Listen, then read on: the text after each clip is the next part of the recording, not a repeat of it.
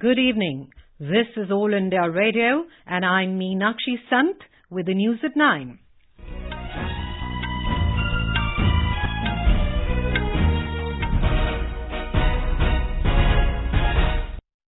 The headlines. Prime Minister Narendra Modi calls upon scientists to develop cheap and effective technology for recycling of water. Home Minister Amit Shah rules out going back on Citizenship Amendment Act. 2 PDP leaders under detention released in Jammu and Kashmir. India calls for restraint as tensions between US and Iran increase following killing of Iran's general in US airstrike. And in table tennis, Manav Thakkar becomes world number 1 in the latest International Table Tennis Federation rankings in the under-21 category.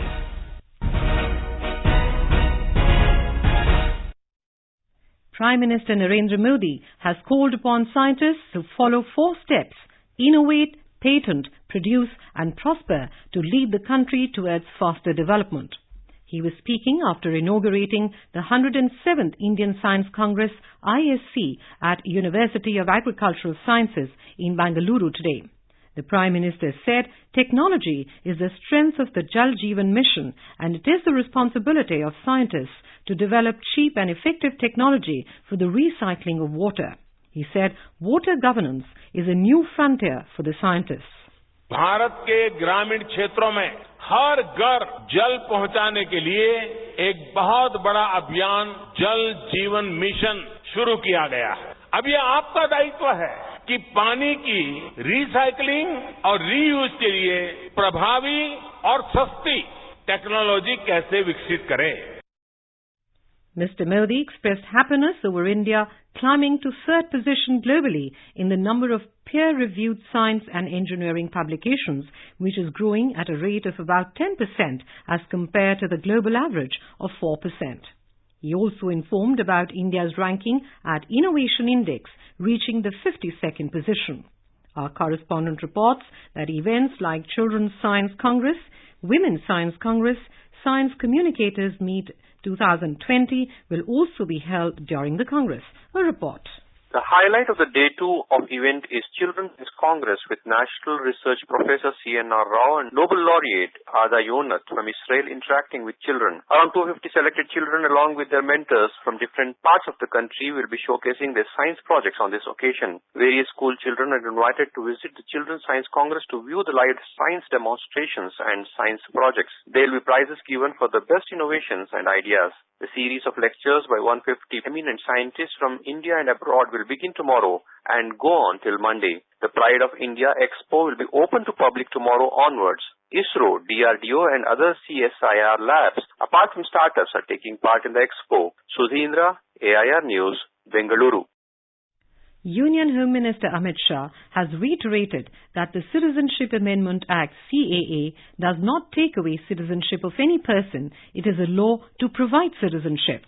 Addressing a public awareness program on the Citizenship Amendment Act in Jodhpur today, Mr. Shah said that opposition parties, including Congress, are spreading confusion about this law and misleading the people, but the government is not going to revert back even an inch on this issue.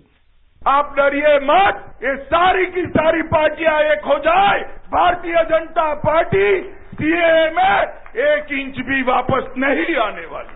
जितना भ्रम फैलाना है फैलाए, जितना गुमराह करना है करे। हम भी परिश्रम करेंगे, हम लोगों के पास जाएंगे और बताएंगे कि इसमें आपकी नागरिकता को कोई लेन देन नहीं है। ये मेरे शरणार्थी भाई आए हैं, उनको नागरिकता देनी।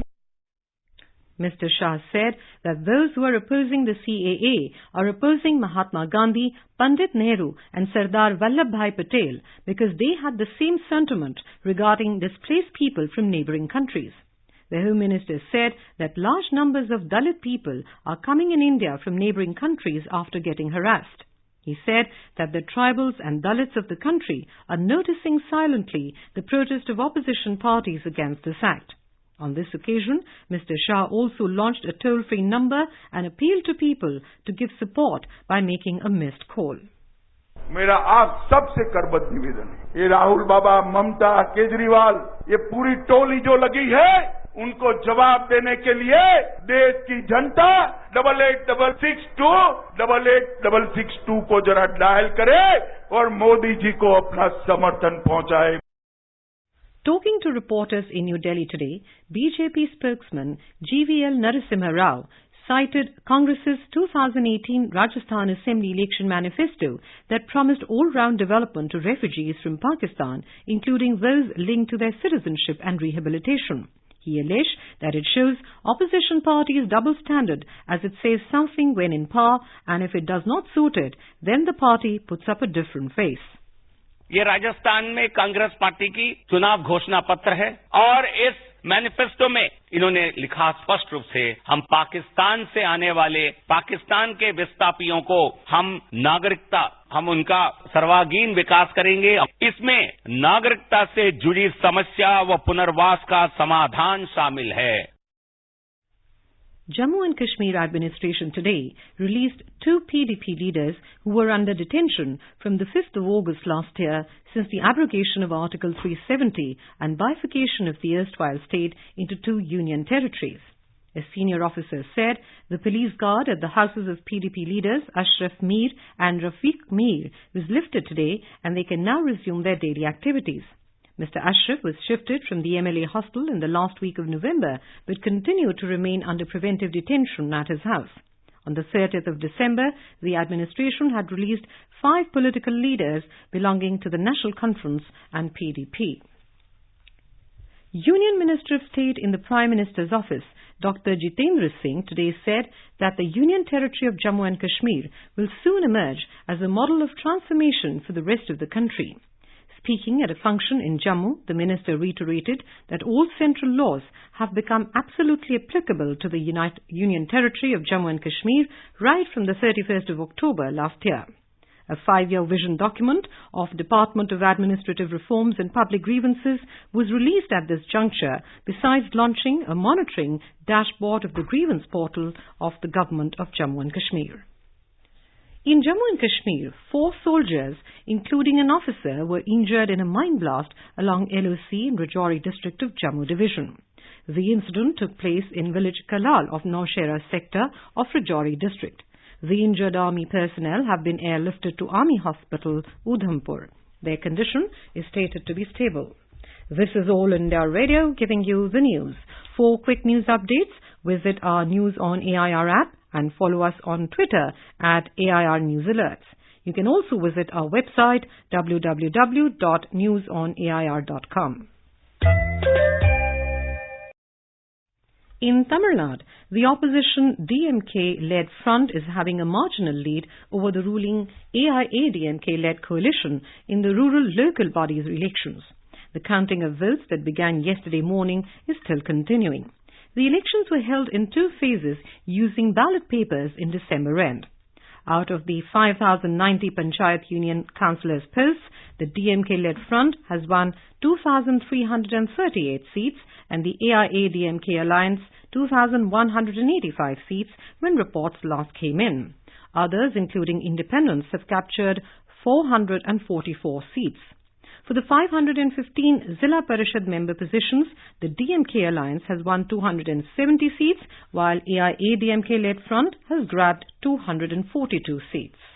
Of the nearly 92,000 posts covering 27 districts for which elections were announced, 73,405 posts were contested and others were elected unopposed. The election for rural civic bodies in 9 more districts will be held later after completing delineation exercise as they were formed only recently. The unexpectedly long counting process has forced the reopening of schools in the state after the Christmas and New Year vacation to be postponed to coming Monday. Urban civic polls are expected to be announced by the state poll panel very soon. Jai Singh, AIR News, Chennai. National Human Rights Commission NHRC has issued notice to Rajasthan government over the reported deaths of over 100 children in the Kota Government Hospital. Taking suo motu cognizance of media reports, the Commission asked State Chief Secretary to submit a detailed report within 4 weeks in the matter, including the steps being taken to address the issue. It also directed the state government to ensure that such deaths do not recur in future due to lack of infrastructure and health facilities at hospitals. India has strongly condemned vandalism at Nankana Sahib Gurdwara in Pakistan. It has called upon the Pakistan government to take immediate steps to ensure the safety, security and welfare of the members of the Sikh community. External Affairs Ministry said in a release that New Delhi is concerned at the vandalism carried out at the Nankana Sahib Gurdwara today. India has called for restraint as tensions between the US and Iran are increasing. It said the increase in tensions between both nations has alarmed the world and it is vital that the situation does not escalate further.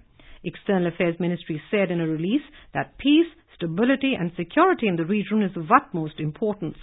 Noting the killing of a senior Iranian leader by the US, the ministry said India has consistently advocated restraint and continues to do so. Iran's supreme leader, Ayatollah Ali Khamenei, today named the deputy head of the Revolutionary Guard's Foreign Operations Arm, Ismail Khani, to replace Qasim Soleimani as its commander. Soleimani was killed in a pre-dawn US strike in Baghdad today. Meanwhile, in a travel advisory issued as a security alert today, the US Embassy in Baghdad has asked all American citizens to leave Iraq immediately due to heightened tensions in Iraq and the region. The advisory says that US citizens should depart via airline as far as possible and failing that to other countries via land. Due to Iran-backed militia attacks at the US Embassy compound, all public consular operations are suspended until further notice. Prime Minister Narendra Modi today conveyed his heartfelt condolences on the damage to life and property in Australia due to severe and prolonged bushfires. In a telephonic conversation with the Prime Minister of Australia, Scott Morrison, Mr. Modi offered India's unstinted support to Australia and its people who are bravely facing this unprecedented natural calamity. Australian tennis and cricket stars today pledged financial support for victims of bushfires raging around the country, as blazes have claimed 18 lives and forced a mass evacuation. A weekend heatwave is expected to further fan the deadly infernos. The players will donate cash for every ace in tennis or six they hit during their matches. Back home, Ministry of Development of North East Region, DONOR, has given approval for setting up of the first bamboo industrial park at Mandar Disa in Dima Hasao district of Assam. It will be established in an area of 75 hectares at a cost of 50 crore rupees and will be completed by March 2021. Our correspondent takes a look at major initiatives of the ministry. 12 projects of upgradation of national highways in 7 states of Northeast having total length of around 432 km are under progress. The total estimated cost of these projects is over 2,144 crore rupees. The government has also sanctioned 10 new projects at an estimated cost of 882 crore rupees under the Northeast Road Sector Development Scheme during 2019-20. The government is also constructing a hostel for the Northeast students at Jawaharlal Nehru University, which will be completed by the end of this year. The government has approved Northeast Special Infrastructure Development Scheme in 2017, under which a total of 211 projects costing around 3,125 crore rupees have been implemented. Anand Kumar, AIR News, Delhi. In table tennis, young Indian paddler Manav Thakkar has become world number 1 in the latest International Table Tennis Federation ITTF rankings in the under-21 men's singles category. 19-year-old Manav achieved the top spot after clinching the under-21 men's singles title at the ITTF Challenge Plus Benimax Virgo North American Open in Markham, Canada in December last year. Among other Indians, G. Satyan managed to retain his 30th spot in the senior category. Achanta Sharad Kamal climbed to a spot to 33rd position. And now, before we end the bulletin, the headlines once again. Prime Minister Narendra Modi calls upon scientists to develop cheap and effective technology for recycling of water. Home Minister Amit Shah rules out going back on Citizenship Amendment Act. 2 PDP leaders under detention released in Jammu and Kashmir. India calls for restraint as tension between US and Iran increase following killing of Iran's general in US airstrike. And in table tennis, Manav Thakkar becomes world number 1 in the latest International Table Tennis Federation rankings in the under-21 category. And that is all in the news at 9. Good night.